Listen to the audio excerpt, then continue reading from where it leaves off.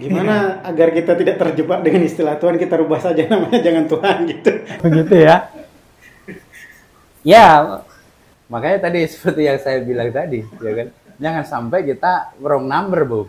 Kita artinya serius-serius mempersepsikan sesuatu, tapi bukan itu sebenarnya gitu loh.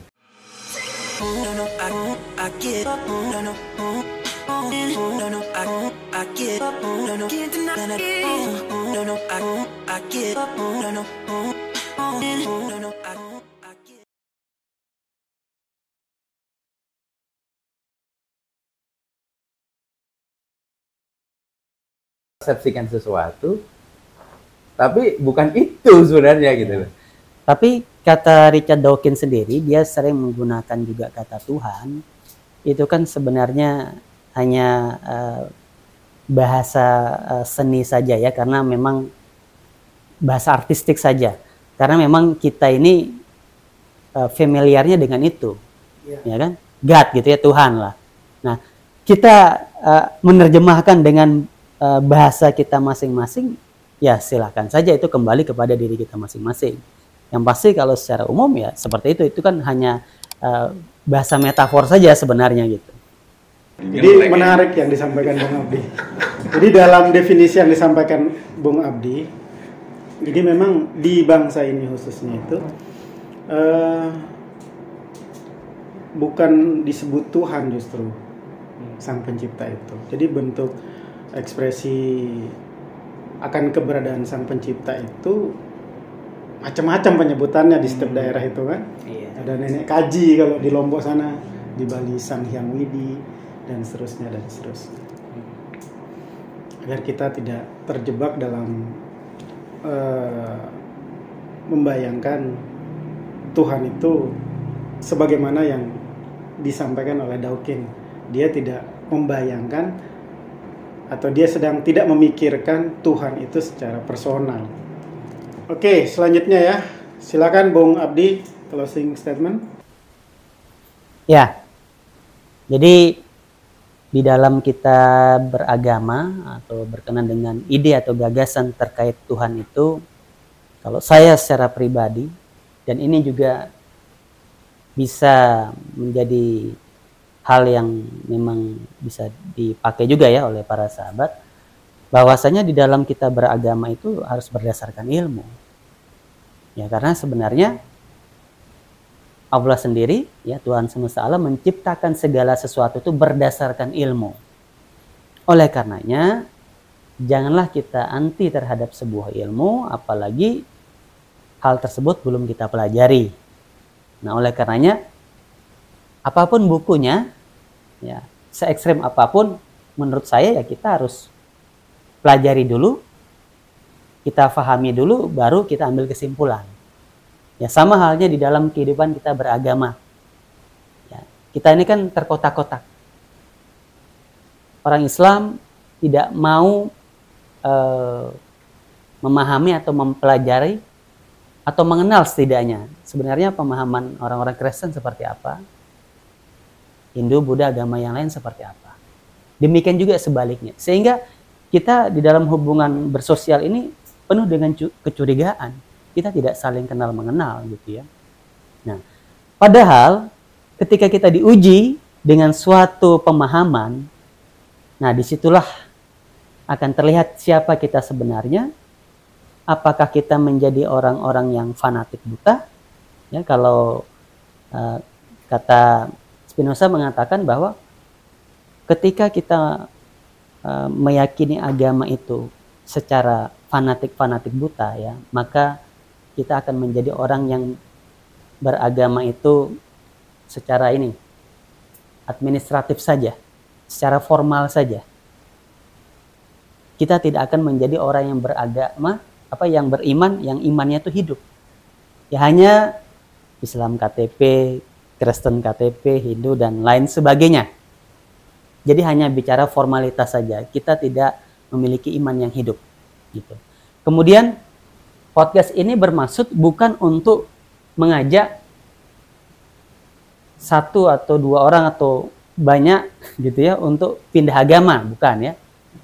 atau justru tidak meyakini akan Tuhan itu. Justru sebaliknya, ya, kita harus mengenal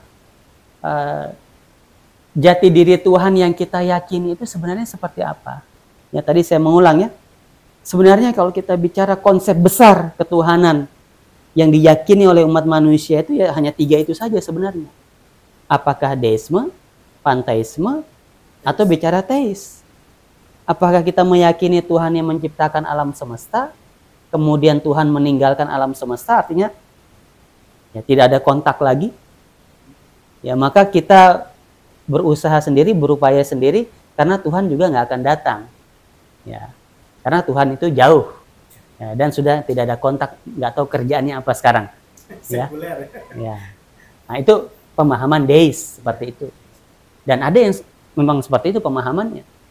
Ya, atau yang memang dia panteisme monistik tadi ya, bahwasanya meyakini ya Tuhan menciptakan alam semesta dan Tuhan selalu bersama dengan alam itu, merupakan satu kesatuan yang tidak bisa dipisahkan. Ya, setiap unit adalah manifestasi daripada ilahi itu sendiri, ketuhanan itu. Ya, jadi harmonisasi yang ada pada alam itulah wujud daripada Tuhan dalam sebuah sistem, gitu kan? Atau kita meyakini Tuhan yang dalam konsep teisme tadi ya, Tuhan yang secara personal, bahwa memang Tuhan menciptakan alam semesta, tapi alam dengan Tuhan ini adalah hal yang berbeda, yang terpisah, tapi Tuhan itu dekat dengan ciptaannya. Jadi kapanpun kita inginkan, kapanpun kita minta, dia bisa turun secara personal dan bisa juga pergi secara personal. Nah, silakan diterjemahkan sendiri itu kan. Ya, nah itu yang ditolak oleh Richard Dawkins. Nah, adapun pemirsa kita semua memilih yang mana, yaitu kembali kepada masing-masing diri kita sendiri. Gitu, yang pasti kita semua akan mempertanggungjawabkan apa yang kita pilih. Nah, dari saya seperti itu. Baik, lanjut Bung Ganendra, closing statement, silakan. Oke, Bung. Baik, panjang ya tadi yang sudah kita bahas.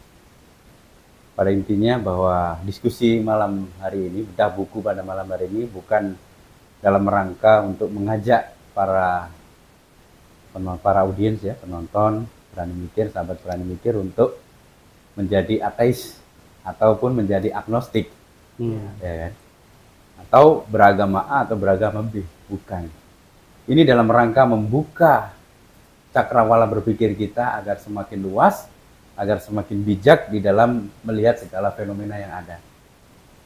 Karena pada hakikatnya ada pesan yang sangat bagus juga dari buku The God Delusion ini, bahwa kata Dawkins, hidup cuma sekali.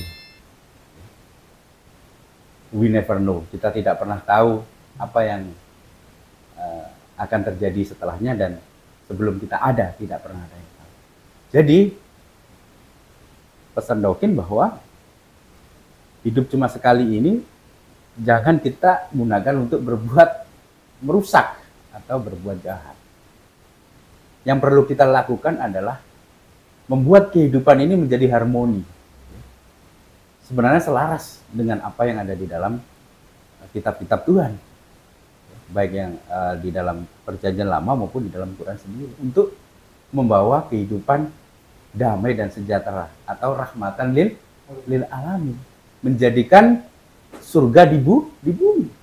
Artinya di bumi ini agar ada keselarasan, keserasian, harmoni antara manusia dengan alam, manusia dengan manusia. Nah, itu pesan yang disampaikan. Sehingga kita hidup berdasarkan fungsi kita, yaitu sebagai manusia yang notabene bermanfaat, yang konstruk, tidak destruk.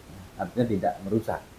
Nah, itu yang paling penting. Dan hal-hal yang terkait tadi ya, dengan pemaknaan terhadap kata Tuhan, pemaknaan terhadap kata agama. Saya membayangkan bahwa kalau saya melihat makhluk lain ya, kambing misalkan, ayam misalkan, itu rasa-rasanya Tuhannya sudah final ya. Sudah nggak berpikir lagi tentang Tuhan. Dia sudah final. Hanya manusia yang sampai dengan detik ini ya, sudah beribu-ribu tahun, bahkan berpuluh ribu tahun masih membahas tentang ketuhanan, tentang teis tadi ya. Sebenarnya kalau dalam persepsi saya ateis, jadi doktrin ini sebenarnya tidak mempercayai atau tidak mengimani konsep ketuhanan yang dipahami secara personal tadi itu. Jadi dia tidak membahas dalam konteks itu, tapi membahas dalam konteks bahwa yang ada di alam semesta yang terjadi ya, dari awal sampai akhir itu sesungguhnya adalah nature ya. Dia selaras dengan teorinya Darwinian ya.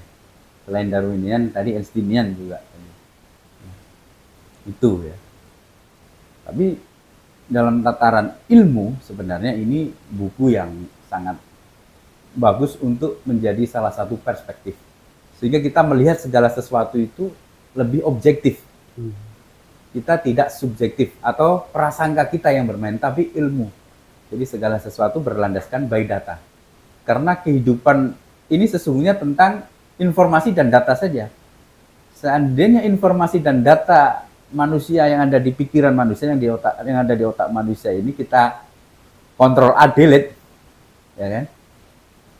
Maka yang terjadi ya sama seperti tadi yang saya sebutkan tadi, seperti makhluk-makhluk yang lain, Tuhannya sudah final, tidak dia lagi berhidup, tapi dia akan hidup berdasarkan prinsip yang sudah diundang-undangkan oleh alam terhadap dirinya.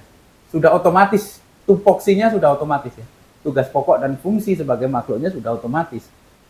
Hanya manusia yang belum otomatis. Kalau manusia jadi otomatis, saya rasa nggak ada cerita, Bung. Nggak ada cerita dunia ini, nggak ada yang menulis, sebenarnya. Ya. Nggak ada cerita surga dan neraka, bakalan tidak ada. Nggak ada cerita ateis maupun teis, tidak ada cerita itu. Tidak ada cerita peradaban. Jadi dimunculkannya manusia ini adalah dalam rangka membawa kehidupan ini kepada harmoni tadi, artinya membawa kepada pergiliran siklus peradaban saja. Pada masanya kehidupan ini akan stabil, akan harmoni, pada masanya akan tidak. Sehingga akan ada pergantian antara malam dan siang ini silih berganti sebagai sebuah sunatullah, sebagai sebuah tradisi, sebagai sebuah konsep yang tidak akan pernah berubah sepanjang masa. Inilah yang menjadi pemikiran ya, yang menjadi gagasan bahwa hari ini kita harus merekonstruksi tentang barangkali apa yang sudah kita yakini, apa yang sudah pahami. Barang siapa mengenal dirinya, maka dia akan mengenal Robnya, mengenal sang penciptanya, mengenal sang pengaturnya. Karena manusia ini adalah mikrokosmos, artinya alam semesta yang alit, artinya yang kecil, jagat alit ya, artinya kenapa manusia disebut jagat alit ya? Kalau kita mengimajinasikan, kita membayangkan bahwa manusia ini adalah alam semesta itu sendiri, sedangkan organ-organ kita ini adalah sistem tata surya, ya, ada galaksi Andromeda di dalamnya, kan ada organ jantung, ada organ hati, ada sistem jaringannya, ya, ada selnya anggaplah kita planet-planet ini. Kalau kita membayangkan tubuh ini, kita zoom in dalam pembesaran 1 juta kali, 2 juta kali, maka kita akan melihat alam semesta. Dan kita tidak akan mampu menjelaskan secara detail bagaimana tubuh kita ini bekerja. Sangat luar biasa konsep alam semesta yang ada di dalam tubuh kita. Nah, mari kita pelajari di dalam tubuh kita ini ada apa. Kok bisa mata bisa melihat, kok bisa telinga bisa mendengar. Tangan bergerak tanpa instruksi otak itu tidak mungkin, kecuali sudah tidak berfungsi otak.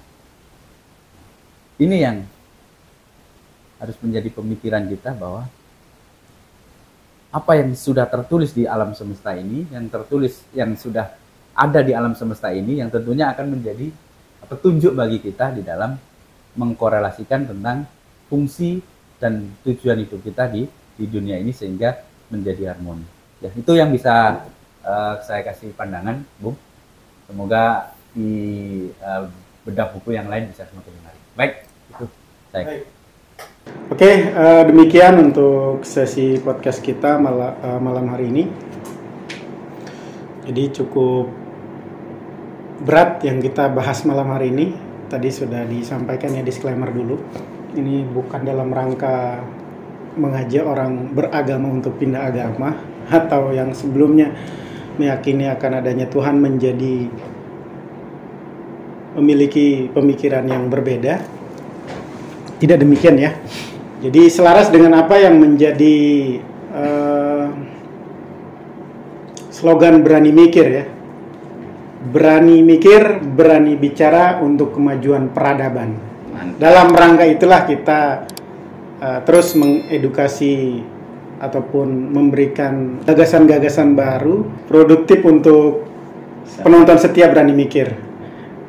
Demikian untuk podcast kita malam hari ini. Sekali lagi, berani mikir, berani bicara untuk kemajuan peradaban. Oke.